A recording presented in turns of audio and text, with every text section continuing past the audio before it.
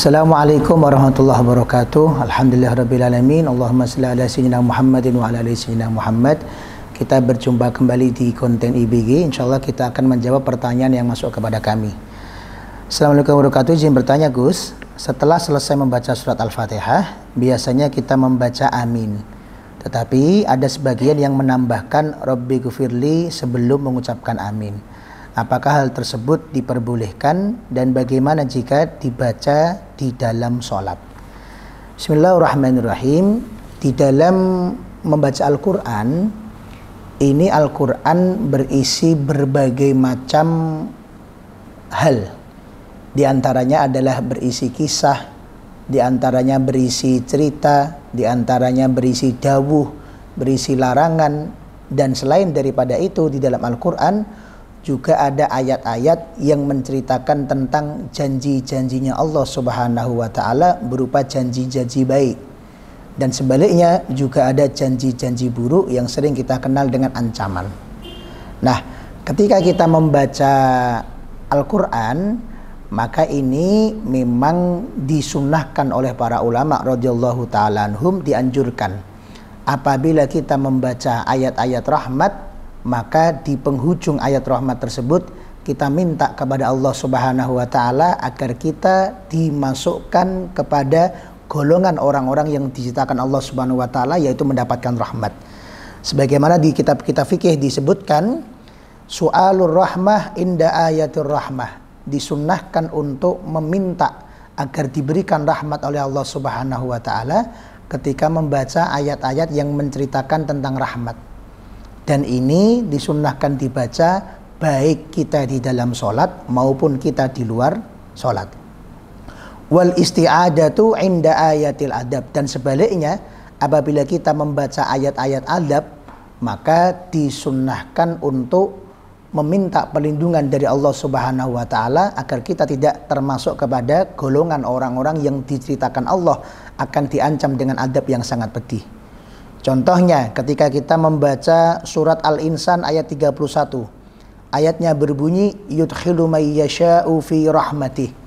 Artinya Allah Subhanahu wa Ta'ala memasukkan orang-orang yang dikehendaki fi rahmatih, ke dalam kelompok rahmatnya.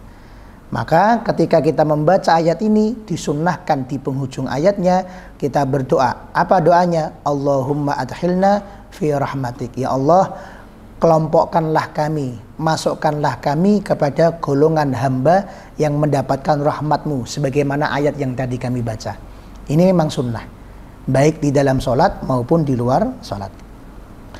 Kalau contohnya ayat adab, contohnya adalah surat Al-Insan ayat yang ke-31.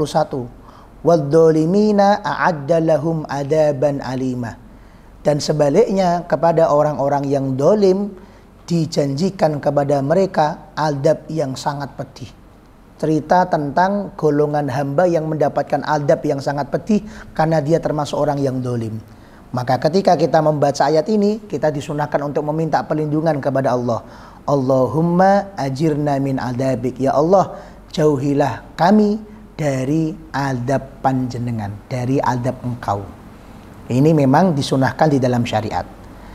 Atau ayat-ayat yang merupakan pertanyaan, yang menegaskan tentang keesaan Allah, menegaskan tentang kekuasaan Allah, menegaskan tentang kekuatan Allah, maka kita disunahkan untuk menjawab. Di antaranya di dalam akhir surat At-Tin ayat yang ke-8, Allah Subhanahu wa Ta'ala berfirman, alaihissallahu bi ahkamil hakimin. Bukankah Allah adalah zat yang paling berhak mengadili, yang paling bijaksana di antara para hakim-hakim bijaksana yang lain? Maka karena ini pertanyaan, kita disunnahkan untuk menjawab dengan kata-kata bala wa ana ala dzalika minasyahidin. Bala, iya ya Allah, wa ana, dan saya, ala dzalika minasyahidin, termasuk orang-orang yang ikut bersaksi atas hal tersebut. Kalau ada ayat rahmat, sunnah untuk meminta rahmat. Ada ayat tentang adab, sunnah untuk meminta perlindungan dari adab. Dan apabila ada ayat yang di situ Allah bertanya tentang kekuasaannya, Allah bertanya tentang kekuatannya, Allah bertanya tentang maha keagungan Allah, Maka kita jawab, iya ya Allah, dan kami termasuk orang-orang yang bersaksi akan hal tersebut. Ini hukumnya sunnah, baik di dalam sholat maupun di luar sholat.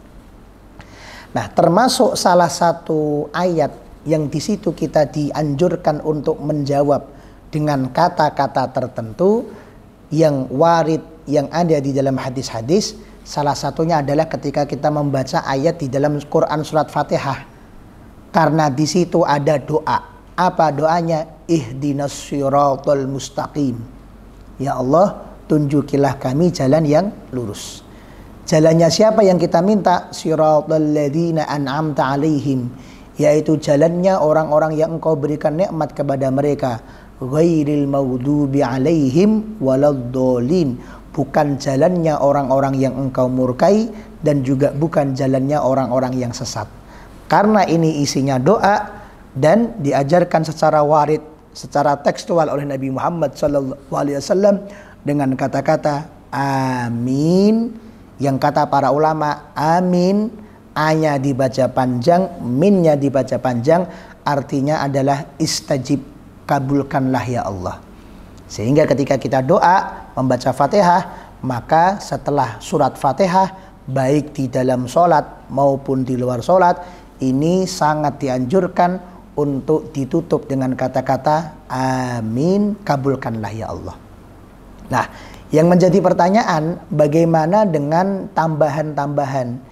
Sebelum kita mengucapkan amin, biasanya ada yang menambahi dengan kata-kata Rabbighfirli wali walidayya amin. Dalam teks yang lain, Rabbighfirli wali walidayya walil mu'minina amin. Maka di dalam kitab-kitab fikih memang ada para ulama radhiyallahu ta'ala anhum yang menganjurkan hal tersebut. Di antaranya adalah Syekh Ibnu Hajar Al-Haytami. Di dalam kitab beliau Tuhfatul Muhtaj, syarahnya Minhaj, juz 2 halaman 49. Beliau menjelaskan, na'am, yang bagi istisna'u nahwi rabbighfirli li khabaril hasan.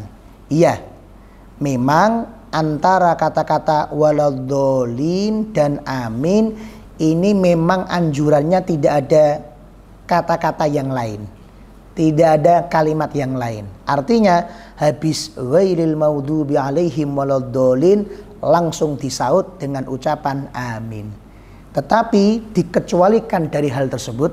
Artinya apa? Boleh untuk menambahkan kata-kata Rabbighfirli wali walidayya di antara kata-kata waladdallin dan di antara amin. Kenapa? Karena hal tersebut ada hadisnya dari Nabi SAW, dan menurut Imam Ibnu Hajar Al-Haytami hadisnya berstatus hasan.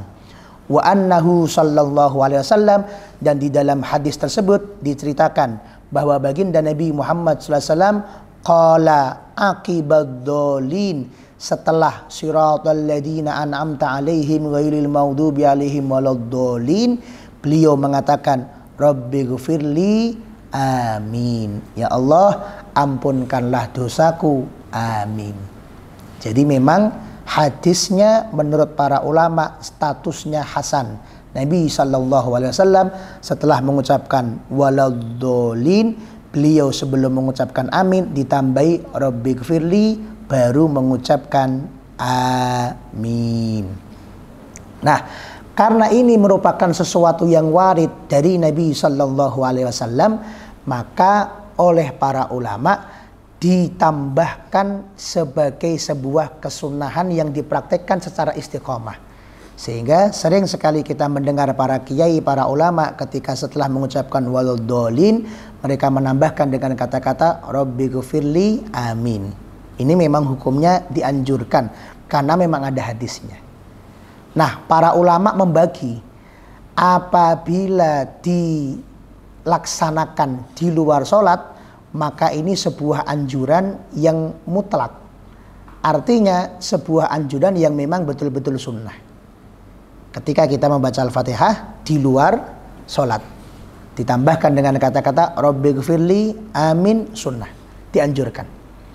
Tetapi apabila dibaca di dalam sholat, maka para ulama secara mayoritas lebih untuk tidak menganjurkan. Jadi apabila dibacanya di dalam sholat, maka langsung ghairil maghdubi alaihim waladdallin amin, tanpa ditambahi kata-kata rabbighfirli wali walidayya. Kenapa? Karena memang sholat ini memiliki aturan-aturan yang sudah terikat, memiliki ketentuan-ketentuan yang memang sudah baku. Walaupun kalau kita tambahkan rabbighfirli wali walidayya di dalam sholat, memang tidak membuat fatihahnya batal, tidak membuat sholatnya batal, boleh-boleh saja. Tetapi apabila kita ingin menambahkan doa-doa tertentu, maka kata para ulama boleh kok di dalam sholat itu menambahkan doa, yang penting tidak berada di tengah-tengah bacaan. Artinya bacaannya sudah selesai semua, Fatihah, surat sudah selesai, sebelum ruku kita tambah dengan doa sesuai kehendak kita. Kalau mau diucapkan yang penting bahasa Arab, boleh. Setelah doa ruku selesai, sebelum i'tidal kita mau tambah doa sendiri, boleh. Setelah doa sujud selesai, kita mau tambah doa sendiri sebelum duduk, boleh.